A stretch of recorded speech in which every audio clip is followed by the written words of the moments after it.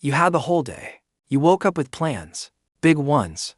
The kind that felt real in the morning light. And then, something happened. Or more accurately, nothing happened. It's 11 p.m. The task is still there, untouched, waiting, judging. And the worst part, this isn't the first time. It won't be the last. Most people think procrastination is a time management problem, a laziness problem, a just do it problem. They are wrong. And that misunderstanding, that single, costly misunderstanding, is the reason millions of people will waste the next decade of their lives feeling stuck, guilty, and confused about why they keep doing this to themselves. This is the dark psychology of procrastination. And once you understand it, you can never unsee it. Here's what they don't tell you in productivity books. Procrastination isn't about the task. It never was. Neuroscientists studying brain scans of chronic procrastinators found something that stopped them cold. The part of the brain that fires up when you think about your future self is the same part that fires up when you think about a complete stranger. Let that sink in. Your brain literally does not identify your future self as you.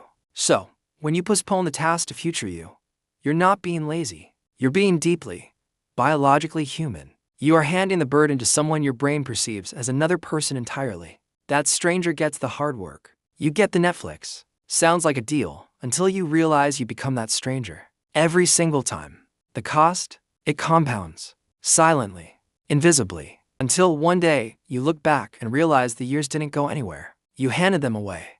One I'll do it tomorrow at a time.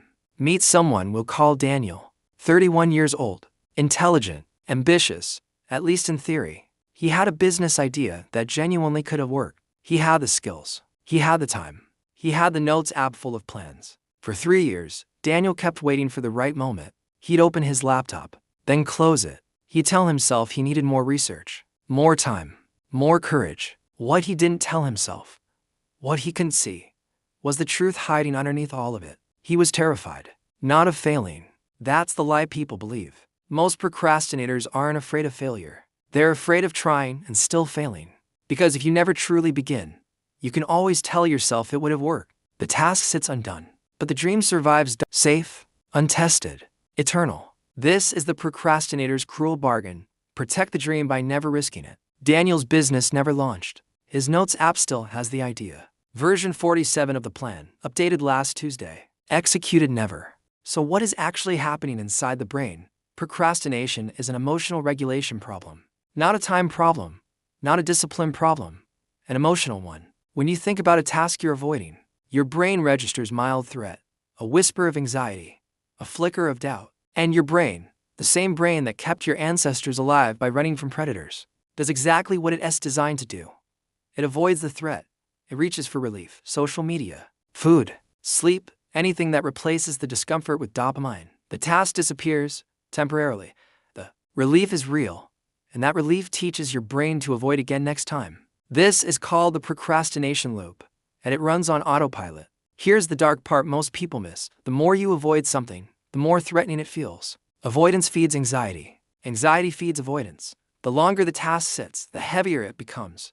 You are not stuck because you're weak. You are stuck because you are running a survival program designed for a world that no longer exists. Understanding this changes everything. Dr. Timothy Pitchell, one of the world's leading researchers on procrastination, made something clear that rewired how thousands of people think about this problem. Procrastination is not a time management problem.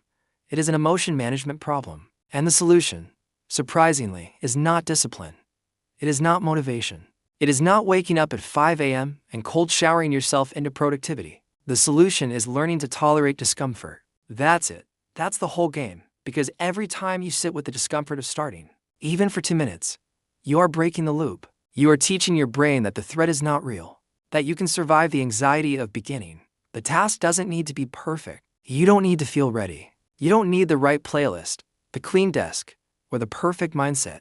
You need 2 minutes of uncomfortable forward motion. Research shows that once people begin a task, even imperfectly, the brain's reward circuitry kicks in. Momentum generates its own motivation. The hardest step is always the first. Not because of the task, because of the story your brain tells you before the task. So here is what actually works. Not theory, not motivation. A psychological framework built from decades of behavioral science. Step 1. Name the emotion. When you feel the pull to avoid, stop. Don't fight it. Don't judge it. Name it. I feel anxious about this. I feel overwhelmed. I'm afraid this won't be good enough. Naming an emotion activates the prefrontal cortex, the rational brain. It literally reduces the emotional charge. Neuroscientists call this effect labeling. You can just call it honesty. Step 2. Shrink the task until it's embarrassingly small, not work on the project. That triggers the whole fear response. Instead, open the document, just open it. That's the entire task? Nothing more. The brain cannot catastrophize something that small. And once you're in, you're in. Step 3. Use implementation intentions. Vague goals die. Specific plans survive. Don't say I'll work on it later. Say, at 3 p.m. when I sit at my desk, I will open the document and write one sentence. Psychologist Peter Galwitzer's research showed that this style of FN planning increases follow-through by up to 300%, not 10%, 300. Step 4. Forgive yourself first. This sounds soft. It is not. A landmark study found that students who forgave themselves for procrastinating on their first exam were significantly less likely to procrastinate on the next one. Self-compassion breaks the shame avoidance cycle. Self-criticism locks it in. Guilt does not make you work harder. Guilt makes you avoid the reminder of the guilt, which is the task itself. Forgive. Reset. Begin. Back to Daniel. He didn't launch a company. That part of the story didn't get a Hollywood ending. But something did change. One Tuesday afternoon, after 3 years of waiting, he opened his laptop. He wrote one paragraph. Not because he felt ready. Not because the fear was gone. But because he finally understood where the fear came from. And he decided that stranger, his future self, deserved better. He didn't finish that day. But he started. And the next day, starting was a little easier.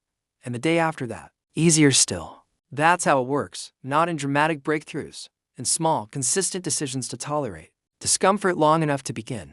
The dark psychology of procrastination was never about laziness. It was about fear wearing the costume of laziness. Fear of failure dressed up as distraction. Fear of judgment hiding behind I'll do it when I'm ready. And the antidote was never motivation. It was courage. The quiet kind. The kind that doesn't feel heroic. The kind that just opens the laptop. You still have time. Not unlimited time.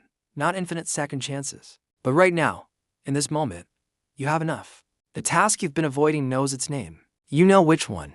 It's been sitting in the back of your mind since before you clicked on this video. You don't need to finish it today. You don't need to feel ready. You don't need motivation to arrive like a gift. You just need 2 minutes. One open document. One honest breath. The version of you that started, even imperfectly, will always be ahead of the version that waited. Stop waiting to feel ready. Start. Feel the discomfort. Stay anyway. That's it. That's the whole secret. Now close this video and go begin.